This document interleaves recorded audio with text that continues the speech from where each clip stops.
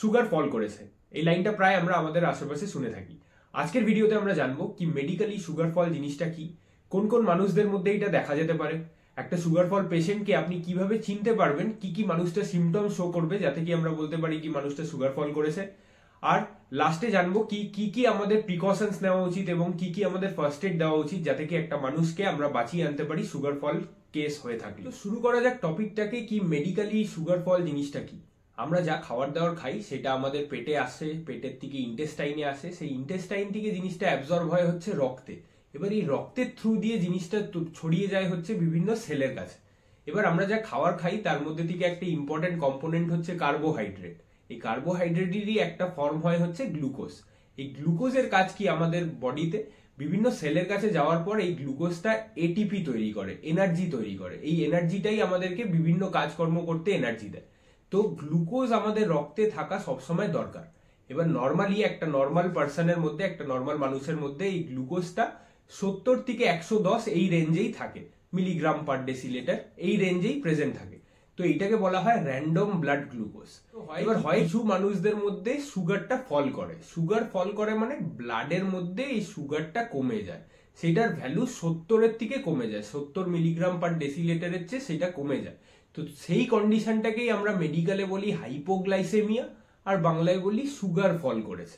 এবার জানা যাক যে কোন মানুষদের মধ্যে এটা বেশি দেখা যেতে পারে। সাধারণত এই হাইপোগ্লাইসেমিয়া অ্যাটাক হওয়া ব্যাপারটা সুগার পেশেন্ট যারা কি রেগুলার সুগারের ওষুধ খান তাদের মধ্যে হওয়ার চান্সেসটা বেশি থাকে। হয় কি আমাদের বাড়ির মায়েরা, ঠাম্মারা তারা অনেক সময় উপোস রেখে নেয়, এইদিকে আবার সুগারের ওষুধও তারা সাথে সাথে খাচ্ছে। তো এই কারণে আমাদের ওই রক্তের মধ্যে সুগারটা 70-এর নিচে হট করে চলে আসতে পারে। তো তাদের মধ্যে এটা দেখতে পাওয়া যায়। যারা এক্সারসাইজ করছেন কিন্তু টাইমে খাওয়া দাওয়া করছেন না তাদের মধ্যে দেখতে পাওয়া যায়। তৃতীয়ত যারা কি সাপোজ স্মোকিং, অ্যালকোহল এই অ্যাডিকশনটা রয়েছে, তাদের খিদেটা কমে যাচ্ছে, তারপর খাওয়া দাওয়াটা সে স্কিপ করে দিচ্ছে, তারপর তার হাইপোগ্লাইসেমিয়া হয়ে যাচ্ছে। এবার জানা যাক যে সুগার ফল করা পেশেন্ট কি কি সিমটম শো করবে যাতে কি আমরা দেখে চিনতে পারি কি মানুষটা সুগার ফল করেছে।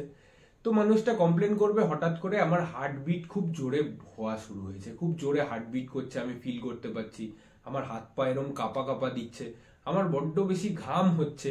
তো এইগুলো কমন কমপ্লেন হয় একটা হাইপোগ্লাইসেমিয়া পেশেন্টে। তো আপনি চিনবেন কিভাবে? তো একটা মানুষ যে কি সুগারের ওষুধ রেগুলার খান, বাট দেখা গেছে কি সে হট করে একদিন খাওয়া দাওয়াটা টাইমে করেনি, তো তার মধ্যে হঠাৎ করে হার্টবিট হচ্ছে, হাত পা কাঁপছে, হঠাৎ করে এরকম দাঁত খিচে যাচ্ছে, কাঁপুনি হচ্ছে, তখন আপনি সাসপেক্ট করবেন হ্যাঁ কি মানুষটা সুগার ফল করেছে। এবার জানি কি কি আমাদের প্রিকশনস নেওয়া উচিত আর কি কি আমাদের ম্যানেজমেন্ট দেওয়া উচিত একটা সুগার ফল পেশেন্টকে। তো এটা আমার একটা রিকোয়েস্ট প্রত্যেককে যারা কি সুগারের ওষুধ খান, কি আপনারা কোনো সময় নিজের খাওয়ার দাওয়ারটা স্কিপ করবেন না, কোনো সময় উপোস করবেন না, রেগুলার অল্প হলেও আপনারা টাইমে টাইমে খাবেন।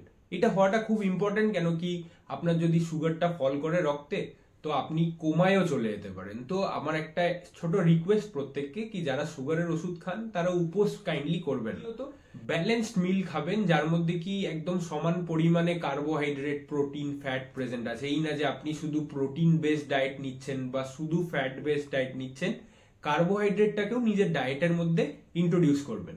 এছাড়া সুগারের ওষুধ যেটা আপনি খাচ্ছেন সেটা টাইমে টাইমে অবশ্যই খাবেন। তৃতীয়ত যারা সুগারের ওষুধ খান তারা নিজের সাথে একটা মিষ্টি লজেন্স অবশ্যই ক্যারি করবেন। সাপোজ একটা ইক্লেয়ার্স আপনি আপনার সাথে ক্যারি করতে পারেন। তো যখনই আপনার এরম এরম সিমটম ফিল হবে, হঠাৎ করে মাথা ঘুরছে, হঠাৎ করে ঘাম হচ্ছে, হার্টবিট হচ্ছে, আপনি তখনই ওই লজেন্সটাকে নিজের মুখের মধ্যে দিয়ে খেয়ে নেবেন।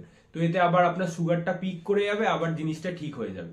তো সবসময় নিজের সাথে যারা কি সুগারের ওষুধ খান একটা ছোট 1 টাকা দামের সেই মিষ্টি লজেন্স গুলো নিজের সাথে ক্যারি করবে। আমাদের ফার্স্ট ইয়ারে এক স্যার বলেছিলেন কি সুগার ফল করে গেছে, তো সামনে একটা পেশেন্ট এরকম ভাবে পড়ে আসে, কিভাবে জিনিসটাকে বাড়িতে ম্যানেজ করবি।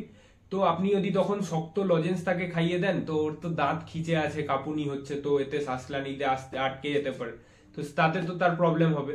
তো আপনারা কি করবেন কি একটা চিনি নেবেন, চিনির মধ্যে অল্প একটু জল দেবেন, গাঢ় একটা পেস্ট মতো বানিয়ে সেই মানুষটার এই উপরের দিকটা, জিভের উপরের দিকটা, পেছন দিকটা এরম ভাবে লেপে দেবেন খানিকটা নিয়ে। তো এতে কি হবে, এইখান থেকে ব্লাড সাপ্লাই থাকে, সেই ব্লাড সাপ্লাই দিয়ে রক্তে সেই গ্লুকোজটা কিন্তু বাড়বে। তো কোনো মানুষের অলরেডি যদি অ্যাটাক হয়ে গিয়ে থাকে, সেই মানুষটা মাটিতে পড়ে আছে, ঠিকভাবে কথা বলতে পারছে না, তার জন্য এই জিনিসটা আপনারা করতে পারেন। Last but not the least, যদি আপনারা সুগারের ওষুধ খান, আপনার সুগারের যদি সমস্যা থেকে থাকে আর আপনি কোনো অন্য রোগ নিয়ে যদি ডাক্তারবাবুর কাছে যান, ডাক্তারবাবু জিজ্ঞেস করুক চাই না করুক, আপনারা অবশ্যই বলবেন কি ডাক্তারবাবু আমার সুগার আছে, আমি সুগারের ওষুধ খাই। কেন কি ডায়াবেটিস পেশেন্টদের মধ্যে বিটা ব্লকার এই ক্যাটাগরি অফ ড্রাগটা দেওয়া হয় না। তাদের মধ্যে এই হাইপোগ্লাইসেমিয়ার যা সিমটমস গুলো যে একটা মানুষ শো করছে, সেই মানুষ এই সিমটমস গুলো শো করে না। তাই ফার্মাকোলজিতে কি ডায়াবেটিক পেশেন্টদের মধ্যে বিটা ব্লকার ক্যাটাগরি ড্রাগ দিতেন। তো ডাক্তারবাবু জিজ্ঞেস করলেন চাই না করলেন, আপনারা অবশ্যই বলবেন কি আমরা সুগারের ওষুধ খাই, ডাক্তারবাবু সেই অ্যাকর্ডিং আপনাকে ড্রাগ দেবেন। আশা করি ভিডিওটা আপনাদের ভালো লেগেছে। ভালো লেগে থাকলে একটা লাইক অবশ্যই করবেন, নিজেদের বন্ধুদেরকে অবশ্যই এটা লিঙ্কটা শেয়ার করবেন। ভিডিও কোন টপিকে হওয়া উচিত নিচে কমেন্ট করে অবশ্যই জানাবেন।